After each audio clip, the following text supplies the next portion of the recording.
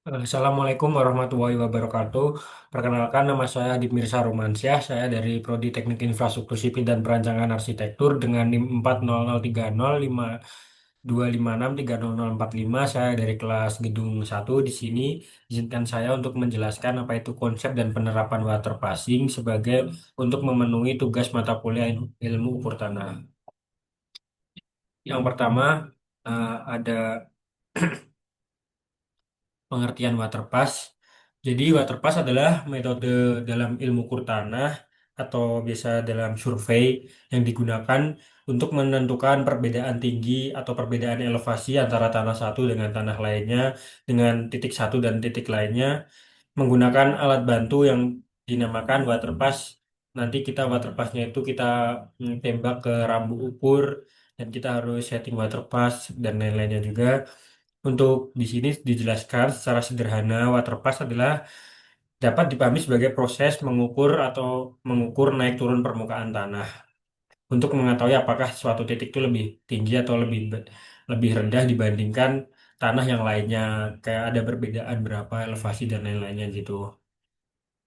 Terus untuk tujuan pengukuran beda tinggi ini, yang pertama ada menentukan beda tinggi antar titik, ada menentukan elevasi suatu titik, menentukan kemiringan lahan, untuk membuat profil memanjang ataupun melintang, ataupun mendukung pekerjaan, perencanaan, dan pelaksanaan konstruksi. Terus adapun prinsip dasar pengukuran elevasi. Jadi prinsip dasar pengukuran elevasi ini untuk menentukan perbedaan tanah antara satu titik dengan titik yang lainnya, apakah ada perbedaan elevasi atau tanah satu dengan lainnya itu lebih tinggi, lebih rendah dan lain-lainnya menggunakan alat yang bernama water pass dan menggunakan garis bidik horizontal sebagai dasarnya. Proses ini bertahap melalui pembacaan rambu dan perhitungan selisih tinggi dengan tetap memperhatikan ketelitian dan konsistensi pengukurannya. Terus ada juga peralatan waterpass. Peralatan waterpass ini yang utama ada tiga. Yang pertama waterpass sendiri yang bentuknya tuh seperti ini. Waterpass adalah alat utama yang digunakan untuk membuat garis bidik horizontal sehingga dapat menentukan perbedaan elevasi antar titik. Jadi waterpass ini alatnya guys. Jadi alatnya ini banyak strukturnya. Di sini ada lensanya, di sini ada yang untuk mengatur, untuk mengunci dan lain-lain. Di sini juga ada derajat-derajatnya. Kita harus ke 90 derajat dan 270 derajat dan lain-lainnya. Nanti alat waterpass ini tuh biasanya disokong dengan alat yang ketiga ini yang bernama tripod. Tripod adalah penyangga waterpass agar alat dapat berdiri stabil di lapangan. Jadi tripod ini nanti harus diberdirikan di tengah-tengah titiknya banget, di tengah-tengah titiknya. Habis itu memberdirikan tripod, terus kita harus mensejajarkan kayak gelembungnya itu agar apa ya namanya ya kayak sejajar gelembung dan lain-lainnya itu agar itu tuh udah pasti apa ya datar. Terus di sini juga ada rambu ukur. Rambu ukur tuh nanti biasanya dipegang dengan jarak berapa meter gitu oleh orang lain. Rambu ukur adalah alat bantu berupa mistar panjang berskala yang digunakan untuk membaca tinggi titik terhadap garis bidik waterpass. Jadi rambu ukur tuh ada dua, yang biasanya ada yang merah kotakan saja dan satunya tuh yang kayak penggaris kayak jadinya berapa lebih akurat. Tapi kalau yang penggaris tuh kalau digunakan di jarak yang sangat jauh itu mungkin ada beberapa mata orang yang bisa membacanya, namun kebanyakan orang juga kesulitan membaca kalau dengan garis gitu. Selanjutnya, prosedur pengukuran. Prosedur pengukuran yang pertama itu adalah menentukan benchmark. Menentukan benchmark. Benchmark itu apa sih? Benchmark adalah titik yang sudah ditentukan sebelumnya. Biasanya itu dalam prasurvei kita harus menentukan titik-titik dulu. Jadi nanti kita akan mengukur titik mana dengan jarak titik satu ke titik dua itu berapa dan lain-lainnya.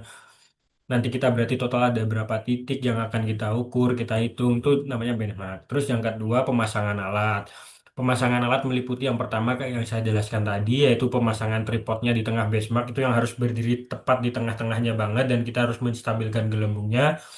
Terus kita harus memasang alatnya dulu, nanti kita kunci dulu alatnya juga dari bawah waterpassnya itu. Nanti kalau udah gitu masih harus kita apa menentukan water pass-nya itu udah pas atau belum dan lain-lain.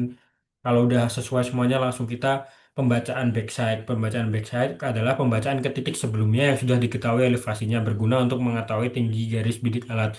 Jadi kayak kalau dalam praktikum mungkin yang saya pahami itu pembacaan backside itu pembacaan ke titik sebelumnya. Kalau di titik nol biasanya ke tiga serat ke utara, ke, ke titik utara buat kayak kalau dalam kayak dulu itu kayak set nolnya gitu. Kalau backside tuh ke titik sebelumnya. Jadi kan kita kalau waterpass kan kita menghitung beberapa titik untuk menentukan perbedaan elevasinya gitu kayak kanan kanan kiri depan belakang dan lain-lainnya.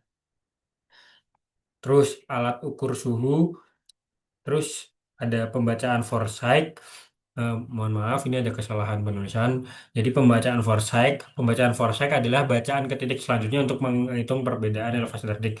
Jadi misal ada P0, P1, dan P2, pembacaan foresight itu dari P1 ke P2, dari P2 ke P3, dan lain-lainnya. Sedangkan kalau pembacaan backside itu dari misal P2 ke P1 atau enggak P1 ke P0. Terus ketika udah selesai semua itu ada perhitungan beda tinggi. Perhitungan beda tinggi berfungsi untuk mengetahui selisih perbedaan tinggi antara foresight dan backside untuk menentukan elevasi. Jadi nanti tuh biasanya ada dalam datanya yang kita tulis itu kita ada rumus-rumusnya untuk menentukan perbedaan beda tinggi antara foresight dan backside-nya. Jadi adakah perbedaan elevasi, adakah perbedaan ukuran tanahnya, siapa tahu datar, ada yang lebih rendah, ada yang lebih tinggi, semacam-macamnya guys. Terus contoh pengukuran itu ada dua yaitu profil memanjang dan profil melintang.